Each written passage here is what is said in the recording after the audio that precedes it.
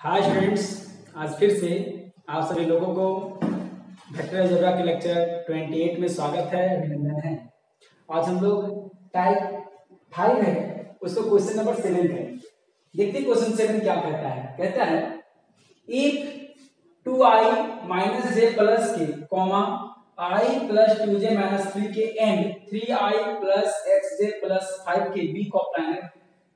कहता है ये तीनों वेक्टर्स हैं कोप्लानर। देखिए यहाँ पॉइंट बात क्या है, ना ही वेक्टर्स का बात क्या है, ना ही क्वेश्चन में पॉइंट लिखा है, ना ही वेक्टर लिखा है। जब दोनों ना लिखे तो हम लोग क्या एज्यूम करना है कि वेक्टर दिया गया है। तो चलिए हम लोग सबसे पहले कोप्लानर के लिए जो कंडीशन होता है, पर लीनियर कॉम्बिनेशन करते हैं। लीनियर कॉम्बिनेशन करने के बाद फिर वहां पे हम लोग वैल्यू लाते हैं, डिटरमिनेंट लाते हैं, फिर उसको जीरो करते हैं, फिर जाके हम लोग वैल्यू निकालते हैं। तो वही सारा कारनामा जो पीछे वाला क्वेश्चन हम लोगों ने की, इसी प्रोसेस से हम लोग को चलना पड़ेगा। तो चलिए हम लोग सॉल्यूशन में क्या करते हैं। सॉल्यूशन में मान ले कि let alpha vector equal to 2i minus j plus k, beta vector equal to i plus 2j minus 3k and gamma vector equal to 3i plus xj plus 5k, है ना। हम लोग इसको क्या करेंगे, लीनियर कॉम्बिनेशन करेंगे। Now linear combination of alpha vector in form of beta vector and gamma vector. जरा गौर करेंगे, ध्यान देंगे। हम लोग क्या लिखते थे, alpha equal to x beta plus y gamma. जरा गौर करेंगे, यहां पर थोड़ा सा टेक्निकल प्रॉब्लम है। क्या है, जरा ध्यान दें। देखिए आपका जो क्वेश्चन है, देखिए आपका जो क्वेश्चन है किसका वैल्यू निकालना है, x आपका अननोन वेरिएबल है, और आपने यहां पर क्या वेरिएबल मान लिया है, x मान लिया है। तो ये जो x मान लो, ये कंसीडर्ड किया गया है। ये x और ये x दोनों कोलाइड कर जाएगा, इसीलिए हम लोग इसको x1 कह देते हैं, इसको y1 कह देते हैं। पता चला ऐसा क्योंकि क्वेश्चन में ही x दिया गया है, इसलिए।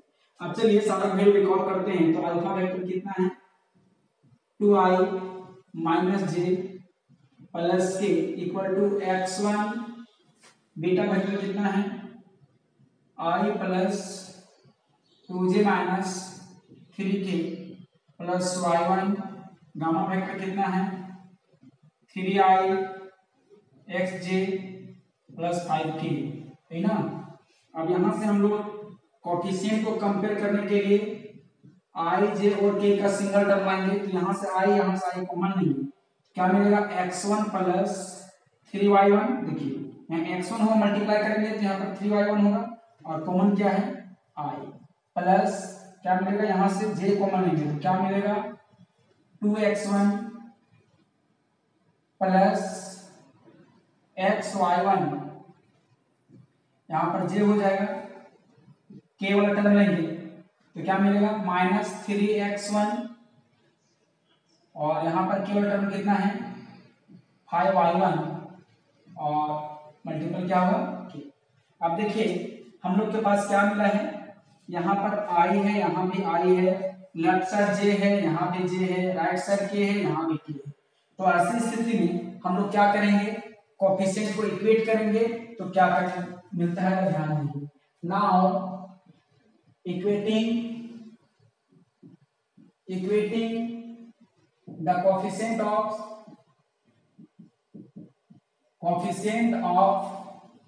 similar terms we get हमें क्या प्राप्त होता है। चलिए i1 लेते हैं, x1 plus 3y1 equal to 2, इसको मैंने इक्वेशन 1 कहा। उसी प्रकार j वाले लेते हैं, क्या मिलेगा 2x1 plus xy1 equal to -1, equation number 2 and 3 वाले को हम लेंगे तो क्या मिलेगा, देखिए 3-3x1 plus 5y1 equal to यहाँ पे का कोफिशिएंट ये था, इधर के कोफिशिएंट 1 है, इक्वेशन नंबर 3। कंडीशन क्या कहा है जरा ध्यान देंगे, since given vectors are coplanar. हाँ, कोप्लानर तभी होगा जब इक्वेशंस क्या होगा, कंसिस्टेंट होगा, है ना। तो कोप्लानर मतलब क्या है, हम ये भी लिख सकते हैं इक्वेशंस आर कंसिस्टेंट। हाँ, आप मैट्रिक्स में पढ़े होंगे ये बात कि कंसिस्टेंट का मतलब क्या हो गया कि डेल्टा इक्वल टू 0 होगा, ठीक ना। तो देयर हम लोग कह सकते हैं कोप्लानर हुआ, कोप्लानर के क्या होगा, डेल्टा इक्वल टू 0 होगा। और कल हम लोग ने सीखा था डेल्टा कहां से निकलते हैं, कोफिशिएंट ऑफ x क्या है 1, इसमें क्या है 2, यहाँ x1 का कोफिशिएंट चलेगा, इसमें क्या है -3, फिर इसमें क्या है y कोफिशिएंट 3, इसमें क्या है x, और इसमें क्या है 5, और फिर कांस्टेंट टर्म क्या है 2 -1 1 इक्वल टू 0। अब चलिए हम एक्सपेंड कर लेते हैं, ठीक ना। नाउ एक्सपेंडिंग अलोंग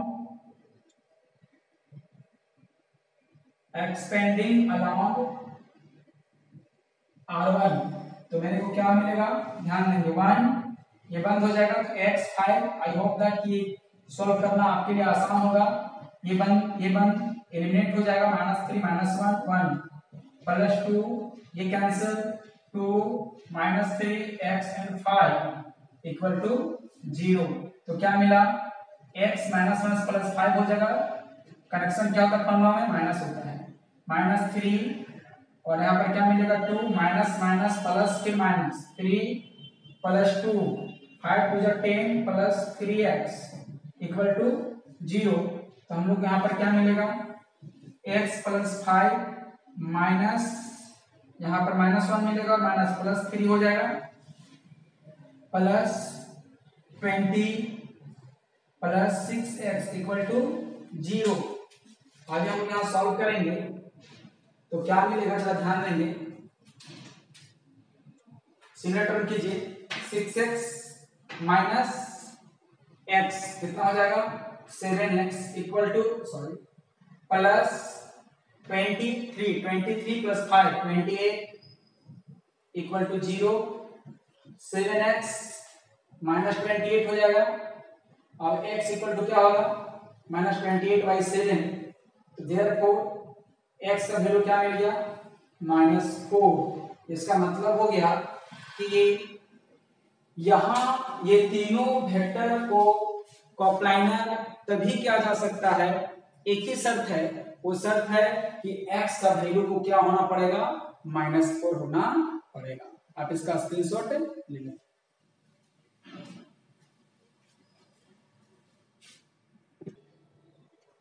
देखिए क्वेश्चन नंबर 8 क्या है, ठीक है। क्वेश्चन नंबर 8 थोड़ा कॉम्प्लिकेटेड है, इसको केयरफुली देखना आप लोग को, सावधानी हटी तो दुर्घटना घटी, क्वेश्चन गया काम से। चलिए देखिए क्वेश्चन क्या कहता है, ध्यान दीजिए। If vector a, vector b, vector c with 3 non-zero non coplanar vectors. आपको बता दे रहे हैं बार बार कि ये स्टेटमेंट क्यों लिखते हैं नॉन-जीरो नन कोप्लानर, क्वेश्चन को बचाने के लिए। नहीं तो यदि 0 हो जाएगा तो सारा क्वेश्चन 0 में एलिमिनेट हो जाएगा, तो फिर क्वेश्चन बचेगा क्या, इसीलिए इसको लिखता है क्वेश्चन को बचाने के लिए। Established linear relation between the vectors S, established a linear relation between vectors। जो वेक्टर दिए गए हैं, ध्यान देंगे, पॉइंट है कि वेक्टर हैं, किसी को ये बात दिमाग में चल रहा हो कि 1 2 3 4 दिया हुआ है और 4 देता है कंपोनेंट या 4 को टर्म देता है तो पॉइंट्स होता है, ये दिमाग से निकाल दीजिए। क्वेश्चन आपका क्या कर रहा है, वेक्टर्स, तो ये वेक्टर्स ही हैं, आपको वेक्टर निकालने का आवश्यकता नहीं है, ये पॉइंट्स होता तो फिर हम वेक्टर निकाले। तो देखिए हम लोग क्वेश्चन कहाँ है, क्या निकालना है, पर इसको समझेंगे। तो मान लेते हैं ये सॉल्यूशन में let vector alpha equal to a plus 3b plus 4c, vector beta equal to a minus 2b plus 3c होगा, यहाँ पे 3c, gamma vector equal to a 5b vector minus 2c and alpha beta gamma हो चुका है। चलिए को ले लेते हैं, लैम्डा लेते हैं, lambda vector equal to 6a plus 14b plus 4c, यही ना। अब चलिए हम लोग लीनियर कॉम्बिनेशन निकालते हैं। नाउ लीनियर कॉम्बिनेशन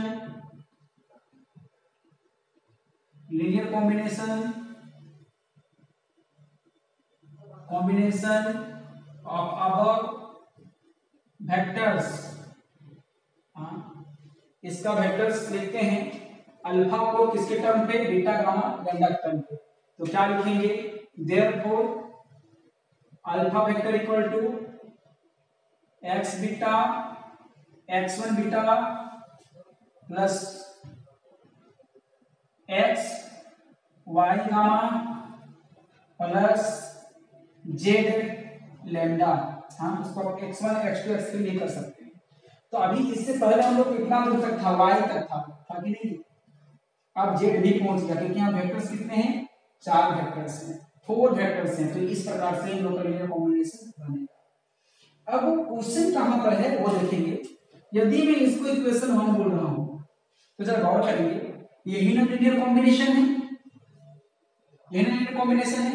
और जब ये लीनियर कॉम्बिनेशन है तो ये तो अज्यूम किया हुआ लीनियर कॉम्बिनेशन है, माना गया लीनियर कॉम्बिनेशन है, क्योंकि x को हमने माना है, y को भी हमने माना है, z को भी हमने माना है।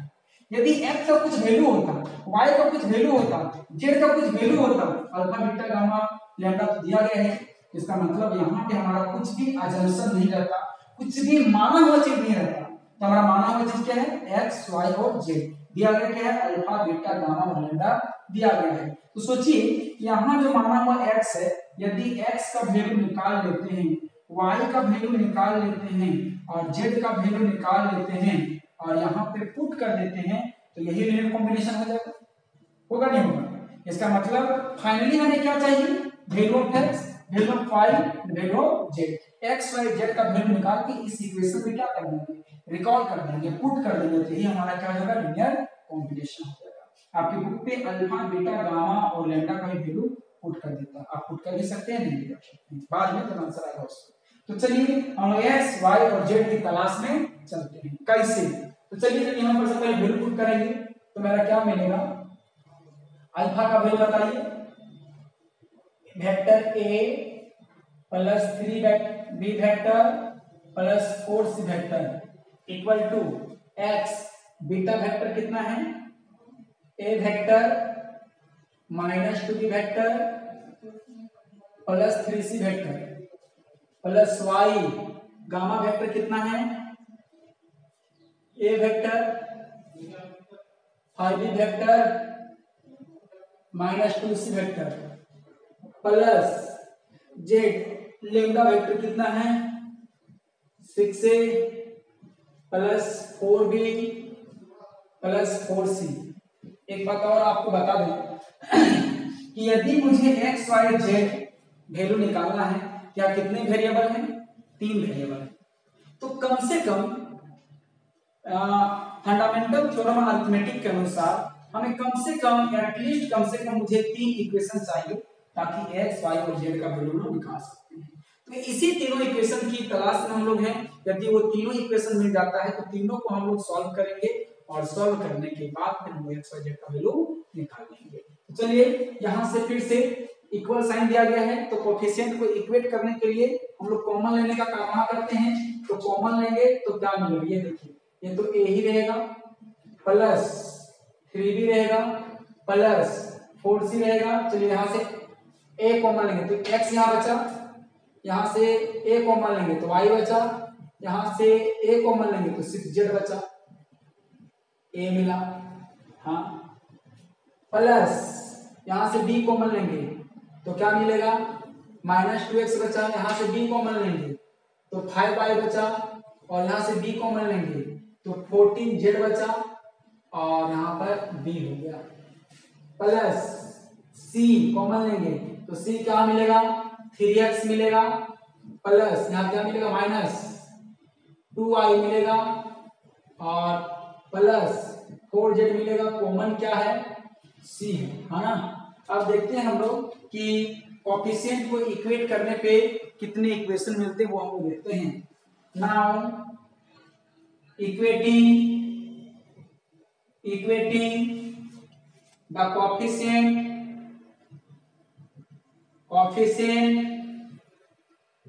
of similar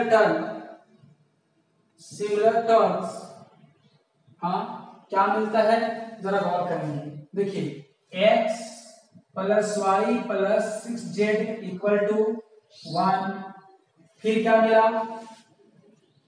मिला, -2x plus 5y plus 14z equal to 3, और क्या मिला, देखिए 3x -2y 4z equal to 4 मिला।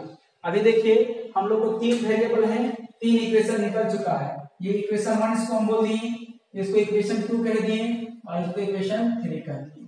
अब आपके पास 3 इक्वेशन है, इन तीनों इक्वेशंस को सॉल्व करना है और x y z का वैल्यू निकालना है। हम लोग जैसे भी सॉल्व करें तो जरा गौर करेंगे, ध्यान देंगे। पहले इसमें से हम लोग किसी को भी 2 इक्वेशन को सॉल्व करेंगे, उसके बाद तीसरे इक्वेशन में हम लोग वैल्यू पुट करेंगे। तो चलिए हम लोग पहला और दूसरा के सॉल्व करें, फर्स्ट और सेकंड को सॉल्व करें। क्या है, x plus y plus 6z equal to क्या है, 1 है। किसी एक को कैंसिल करने की कोशिश कीजिए। यहाँ क्या है, इक्वेशन -2 है, और यहाँ क्या है, 2 है। तो चलिए जरा गौर करेंगे, ध्यान देंगे।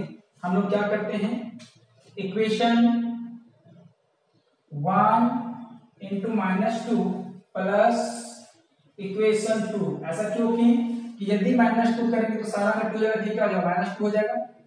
2 से मल्टीप्लाई कीजिए, क्योंकि 2 से मल्टीप्लाई करेंगे तो यहाँ पर +2x आएगा, यहाँ पर -2x कट जाएगा, तो यहाँ क्या मिलेगा, बोलिए 2x plus 2y plus 12z equal to 2, और यहाँ पर क्या मिला, -2x प्लस 5y प्लस क्या मिला, 12 14z इक्वल टू 3। ये दोनों क्या हो जाएगा, कैंसिल हो जाएगा, ये टर्म कैंसिल हो जाएगा। तो क्या मिलेगा बताइए, 7y plus 6 26z equal to 5, ठीक ना। अब जरा गौर करेंगे, हम लोग को यहाँ से किसी एक का वैल्यू निकाल लो, इसको इक्वेशन नंबर 4 कह दो, हाँ, और यहाँ पर किसी एक का वैल्यू निकाल लो तो क्या मिलेगा, 7y equal to 5 minus 26z, और चाहे z भी किसी को भी निकाल सकते हैं। तो y इक्वल टू क्या मिला, 5 माइनस 26 z बाई 7, ये इक्वेशन नंबर 5 हम इसको कह दिए। अब इसका स्क्रीनशॉट ले लें, मैं इसको इरेज करूंगा।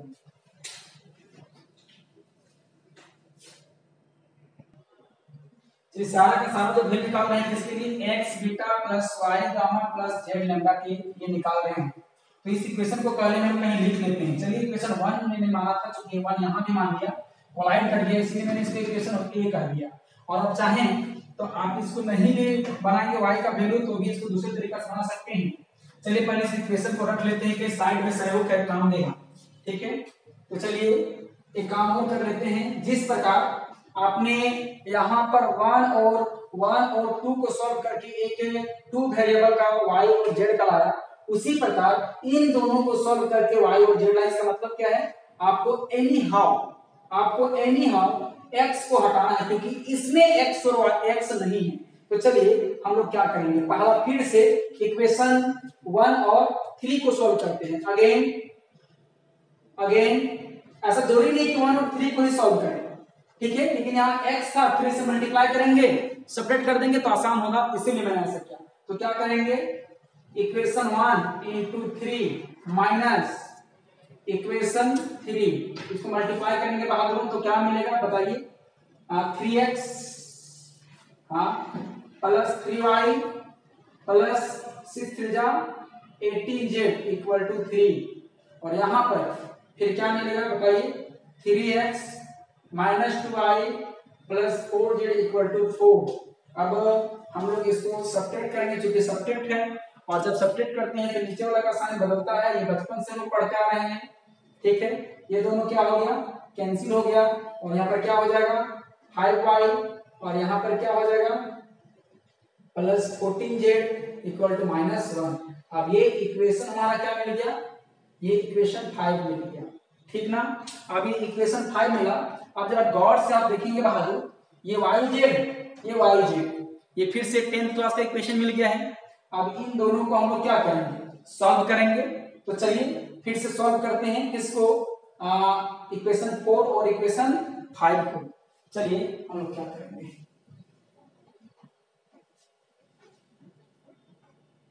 तीन वेरिएबल है, आपको थोड़ा सा लंबा मेथड से बनाना पड़ेगा। आप चाहें तो इसको मैट्रिक्स मेथड से बना सकते हैं, क्रेमर्स रूल से बना सकते हैं, आपको कोई भी मेथड जाइएगा तो थोड़ा लॉन्ग बनेगा ही बनेगा। ये इक्वेशन तो हमें बचा के रखना है क्योंकि हम लोग सारा का सारा वैल्यू इसी के लिए निकाल रहे हैं, इक्वेशन 1 के लिए, है ना। अब देखिए हम लोग क्या करेंगे, नाउ सॉल्विंग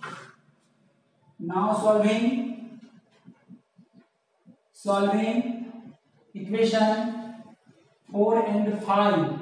तो क्या मिलेगा, यहां देखेंगे ये 7y है और ये 5y है, इसको 5 से मल्टीप्लाई करेंगे, इसको 7 से मल्टीप्लाई करेंगे, तो क्या होगा बताइए, equation 4 into 5 minus equation 5 into उसको 7 से करना पड़ेगा, तो क्या मिलेगा जरा बताइए।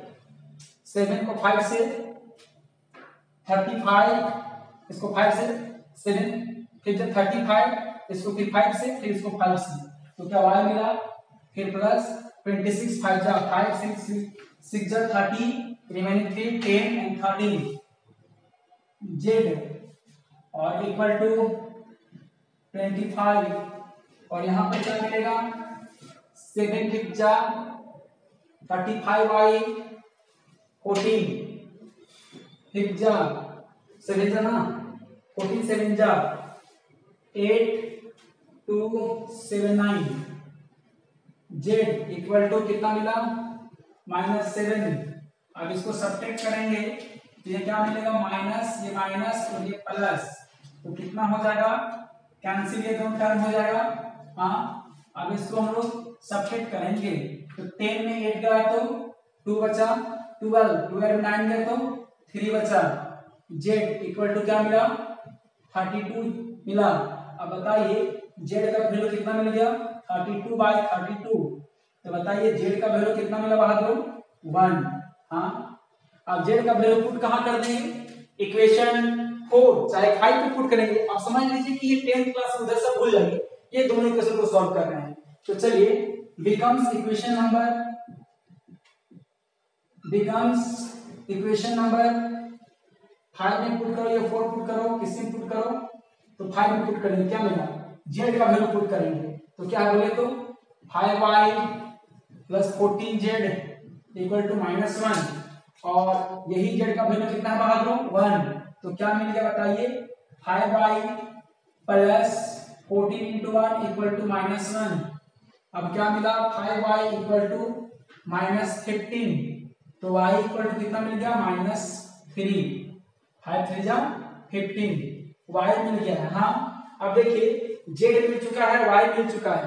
अब सोचिए किसी भी 1 2 3 में दो वेरिएबल को पुट कर देंगे तो तीसरा मिल जाएगा। अब चलिए हम बिकम्स इक्वेशन नंबर किसी में पुट कर दें, बिकम्स इक्वेशन नंबर 1, तो 1 में क्या है x plus y plus 6z equal to 1, तो बताइए z का वैल्यू पता है और y का वैल्यू पता है, पुट कीजिए तो मेरा यहाँ से x फाइंड होगा, बोलिए प्लस y का value -3 plus 6 into 1 equal to 1, तो मेरा क्या मिला 6 में 6 में 3 गया तो 3 बचा, इक्वल टू क्या मिला 1 माइनस 3, तो फाइनली x का वैल्यू क्या मिल गया -2। अब बताइए हमारे पास x भी पता है, y भी पता है और z भी पता है, देयरफॉर हम कहेंगे इस इक्वेशन के आगे सबको सबका वैल्यू मिल चुका है, therefore required linear combination is, चलिए ये ना है। अब चलिए अल्फा का वैल्यू तो अल्फा ही रहने देते हैं, एक्स का वैल्यू कितना है -2 बीटा, प्लस वाई का वैल्यू क्या है -3 गामा, हाँ, और जेड का वैल्यू कितना है 1 लैम्डा, और ये हमारा क्या हो गया, ठीक है। कहां से आया, फ्रॉम इक्वेशन नंबर ए से हम लोग लिख दिए। आपके बुक पे अल्फा का वैल्यू पुट कर दिया गया है, बीटा का वैल्यू पुट कर दिया गया है, गामा का वैल्यू पुट कर दिया गया है, लैम्डा का वैल्यू पुट कर दिया गया है। उसको नहीं पुट करेंगे, पुट करने से क्या होगा, थोड़ा आंसर कॉम्प्लिकेटेड दिखेगा, इसलिए आप यहीं भी आंसर लिख सकते हैं, ठीक है। तो हम लोगों ने क्या किया, सबसे पहले कोएफिशिएंट को इक्वेट करके 3 इक्वेशन लाया, तीनों इक्वेशन को जिस मेथड से सॉल्व करना है कर सकते हैं, लेकिन हमने क्या किया, किसी 2 इक्वेशन को सॉल्व किया, यहां से x को उड़ाने का सोचा, पहला दूसरा से x उड़ा दिया तो बचा कौन yz, फिर पहला दूसरा से x उड़ा दिया तो बचा yz, और जैसे 4 इक्वेशन 5 आ गया तो हम लोग को क्या मिल गया 10th क्लास में इक्वेशन मिल गया, सॉल्व कर दिए, y और z मिल गया, तो यहां पुट कर दिए, x मिल गया, वही मेरा मकसद था x y z निकालना। x y z निकालने के बाद इक्वेशन a मेरा था, यहां पर पुट कर दिए, which is the linear combination of the given vectors। Is it clear? आज का लेक्चर हम लोग यहीं तक रखते हैं, धन्यवाद।